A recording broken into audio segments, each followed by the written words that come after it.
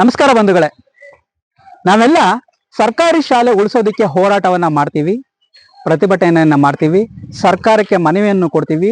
ಅದರ ಜೊತೆಗೆ ಖಾಸಗಿ ಶಾಲೆಗೂ ಕೂಡ ನಮ್ಮ ಮಕ್ಕಳನ್ನ ಸೇರಿಸ್ತೀವಿ. ಆದ್ರೆ ಮಂಡ್ಯ ಜಿಲ್ಲೆಯ ನಾಗಮಂಗಲ ತಾಲೂಕಿನ ಈ ಒಂದು ಪುಟ್ಟ ಗ್ರಾಮ ಸರ್ಕಾರಿ ಶಾಲೆಯನ್ನ ಉಳಿಸಿ ಬೆಳೆಸೋದ್ರಲ್ಲಿ ಎತ್ತಿದ ಕೈ. ಸುಮಾರು 2 ದಶಕಗಳಿಗೂ ಹೆಚ್ಚು ಕಾಲ ತಮ್ಮ ಮಕ್ಕಳನ್ನ ಖಾಸಗಿ ಶಾಲೆಗೆ ಸೇರಿಸದೆ ಗ್ರಾಮದಲ್ಲಿರುವಂತಹ ಪುಟ್ಟದಾದಂತಹ ಸರ್ಕಾರಿ ಶಾಲೆಯಲ್ಲೇ ಓದಿಸ್ತಾ ತಮ್ಮ ಮಕ್ಕಳಿಗೆ ಶೈಕ್ಷಣಿಕ ಗುಣಮಟ್ಟವನ್ನ ಹೆಚ್ಚಿಸ್ತಾ ಇದ್ದಾರೆ. ನೀವಿಲ್ಲಿ ನೋಡ್ತಾ ಇರ್ಬೋದು, ಈ ಗ್ರಾಮವೇ ಸರ್ಕಾರಿ ಶಾಲೆಯನ್ನ ಬೆಳೆಸ್ತಾ ಇರುವಂತಹ ಗ್ರಾಮ. ಗ್ರಾಮದ ಹೆಸರು ಪಡಿಗೌಡನ ಕೊಪ್ಪಲು. ಈ ಗ್ರಾಮದಲ್ಲಿ ಸುಮಾರು 100ಕ್ಕೂ ಹೆಚ್ಚು ಮನೆಗಳಿವೆ, 1000ಕ್ಕೂ ಹೆಚ್ಚು ಜನಗಳಿದ್ದಾರೆ. ಇವರ ಪ್ರಮುಖ ಆದಾಯ ಕೃಷಿ ಚಟುವಟಿಕೆ, ತರಕಾರಿ ಬೆಳೆಗಳನ್ನ ಬೆಳೆಯೋದು. ಇದರ ಜೊತೆಗೆ ಬೆಂಗಳೂರಿನಲ್ಲಿ ಉದ್ಯೋಗವನ್ನ ಹರಸಿ ಉದ್ಯೋಗವನ್ನ ಮಾಡಿ ಸಂಪಾದನೆಯನ್ನ ಮಾಡ್ತಾ ಇದ್ದಾರೆ. ಪ್ರತಿಯೊಬ್ಬರ ಮನೆಯಲ್ಲೂ ಕೂಡ ಬೆಂಗಳೂರಿನಲ್ಲಿ ಇಲ್ಲದೆ ಇರುವಂತಹ ಕುಟುಂಬ ಇಲ್ಲ. ಆದ್ರೆ ನೀವಿಲ್ಲಿ ನೋಡ್ತಾ ಇರ್ಬೋದು, ಈ ಗ್ರಾಮದಲ್ಲಿರುವಂತಹ ಈ ಸರ್ಕಾರಿ ಶಾಲೆಗೆ ತಮ್ಮ ಮಕ್ಕಳನ್ನ ಸೇರಿಸ್ತಾರೆ. ಈ ಸರ್ಕಾರಿ ಶಾಲೆಯಲ್ಲೇ ಮಕ್ಕಳಿಗೆ ವಿದ್ಯಾಭ್ಯಾಸವನ್ನ ಕೊಡ್ತಾ ಇದ್ದಾರೆ. ಇದಕ್ಕೆ ಕಾರಣ ಏನು ಅಂತೇಳಿ ನಮ್ಮ ವಿದ್ಯಾರ್ಥಿಗಳ ಜೊತೆಗೆ ಈ ಗ್ರಾಮದ ಯುವತಿಯರು ಇದ್ದಾರೆ, ಕೇಳೋಣ. ನಮಸ್ಕಾರಮ್ಮ, ಏನಕ್ಕೆ ನೀವು ಸರ್ಕಾರಿ ಶಾಲೆಯಲ್ಲಿ ನಿಮ್ಮ ಮಕ್ಕಳನ್ನ ಓದಿಸ್ತಾ ಇದ್ದೀರಾ? ಇಲ್ಲೇ ಚೆನ್ನಾಗಿ ಎಜುಕೇಶನ್ ಮಾಡ್ತಾರೆ, ಚೆನ್ನಾಗಿ ಪಾಠ ಮಾಡ್ತಾರೆ. ನಾವೆಲ್ಲ ಇಲ್ಲೇ ಓದಿ ಪದವಿಯನ್ನ ಮುಗಿಸಿರೋದು ಇಲ್ಲೇ ಈ ಶಾಲೆಯಲ್ಲಿ. ಇಲ್ಲೇ ಟೀಚಿಂಗ್ ಎಲ್ಲ ಚೆನ್ನಾಗೈತೆ.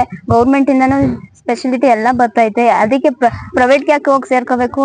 ಎಲ್ಲಾನು ಇಲ್ಲೇ ಕೊಡ್ತಾ ಇದ್ಮೇಲೆ ಅಲ್ಲಿ ಹೋಗಿ ಡೊನೇಷನ್ ಎಲ್ಲ ಖರ್ಚು ಅಷ್ಟೊಂದು ಏನು ಇದ್ ಮಾಡಲ್ಲ. ಅದಕ್ಕೆ ನಾವು ಇಲ್ಲೇ ಸೇರ್ಸಿ ನಮ್ಮ ಅಣ್ಣನ ಮಕ್ಳು ಎಲ್ಲರೂ ಇಲ್ಲೇ, ನಮ್ಮೂರು ಆಲ್ಮೋಸ್ಟ್ ಯಾರು ಈ ಪ್ರೈವೇಟ್ ಸ್ಕೂಲ್ ಸೇರ್ಸೇ ಇಲ್ಲ, ಎಲ್ಲ ಇಲ್ಲೇ ಸೇರ್ಸಿರೋದು. ಅಲ್ಲ, ನಿಮ್ ಊರಿಗೆ ಒಂದು ಪ್ರೈವೇಟ್ ಸ್ಕೂಲ್ ಬಸ್ಸು ಕೂಡ ಇಲ್ಲಿ ಬರೋದಿಲ್ಲ, ಮತ್ತೆ ಇಲ್ಲಿ ಪ್ರೈವೇಟ್ ಹುಡುಗರು ಕೂಡ ಪ್ರೈವೇಟ್ ಸ್ಕೂಲ್ ಹೋಗೋದಿಲ್ಲ ಅಂತ ಮಾತು.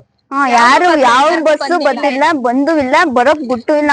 ನಾನು ಇಲ್ಲೇ ಸರ್ಕಾರಿ ಶಾಲೆನ ಬೆಳೆಸಿದ್ರೆ ಯಾಕೆ ಬರ್ತಾರೆ ಸರ್? ಒಳಗೆ ಊರೊಳಗಡೆ ಎಲ್ಲ ಇದೆ ಸ್ಕೂಲ್ ಸೇರ್ಸಿದ್ರೆ ಸರ್ಕಾರಿ ಸ್ಕೂಲ್ ಅಲ್ಲೇ ಚೆನ್ನಾಗಿ ಟೀಚಿಂಗ್ ಇದ್ ಮಾಡ್ತಾ ಇದ್ರೆ ಯಾಕೆ ಸೇರ್ಸ್ಬೇಕು ಸರ್? ಅಲ್ಲಿಗೆ ನಾವೇ ಬೆಳ್ಕೊಂಡ್ರೆ ನಮ್ಮ ಮಕ್ಳನ್ನ ಇಲ್ಲೇ ಬೆಳೆಸ್ಬೋದಲ್ವ ಸರ್? ಪ್ರೈವೇಟ್ ಇದನ್ನ ಬಿಡ್ಲೇಬಾರ್ದು ಸರ್. ನಾವ್ ರೈತರ ಮಕ್ಳಾಗಿ ನಾವೇ ಹೇಳ್ಬೇಕು ಸರ್, ನಾವೆಲ್ಲ ಓದಿಲ್ವಾ, ಇಲ್ಲಿ ನಾವ್ ಓದಿಸಿ ಅಂತ ಹೇಳ್ಬೇಕು.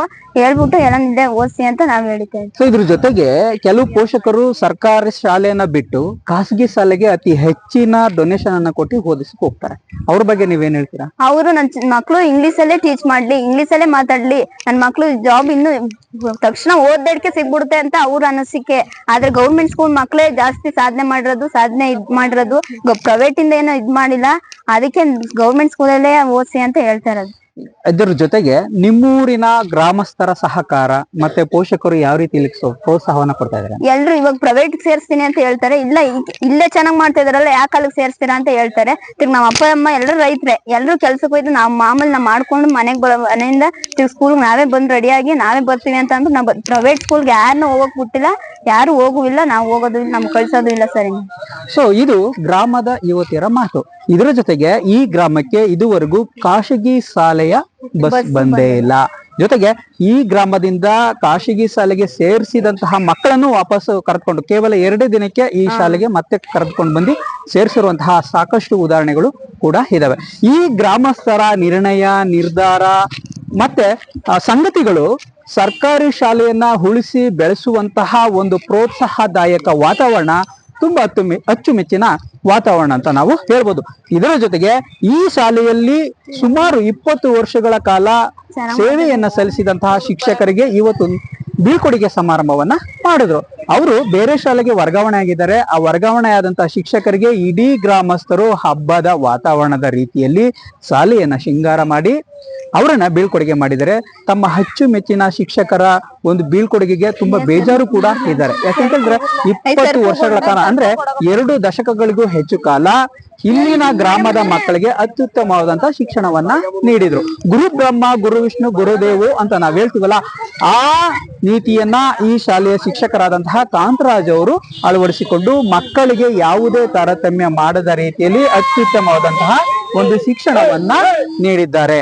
ಈ ಶಿಕ್ಷಕರ ಒಂದು ವರ್ಗಾವಣೆಗೆ ಇಲ್ಲಿನ ಗ್ರಾಮಸ್ಥರು ಬೇಜಾರಾಗಿದ್ರು ಕೂಡ ಅನಿವಾರ್ಯ ಕಾರಣಗಳಿಂದ ಅವರನ್ನ ಬಿಟ್ಟು ಕೊಡುವಂತಹ ಅನಿವಾರ್ಯ ಕಾರಣಗಳು ಕೂಡ ಉಂಟಾಗಿದ್ವು. ಇದಿಷ್ಟು ಈ ಗ್ರಾಮದ ಒಂದು ವಿಶೇಷತೆ. ಜೊತೆಗೆ ಶಾಲೆಯ ಶಿಕ್ಷಕರ ಮೇಲೆ ಇಟ್ಟಿರುವಂತಹ ವಿದ್ಯಾರ್ಥಿಗಳು ಹೊಂದಿರುವಂತಹ ಗೌರವ, ಪೂಜ್ಯನೀಯ ಭಾವನೆ ತುಂಬಾ ಇಡೀ ರಾಜ್ಯಕ್ಕೆ ಮಾದರಿ ಅಂತ ನಾವು ಹೇಳ್ಬೋದು. ಧನ್ಯವಾದಗಳು.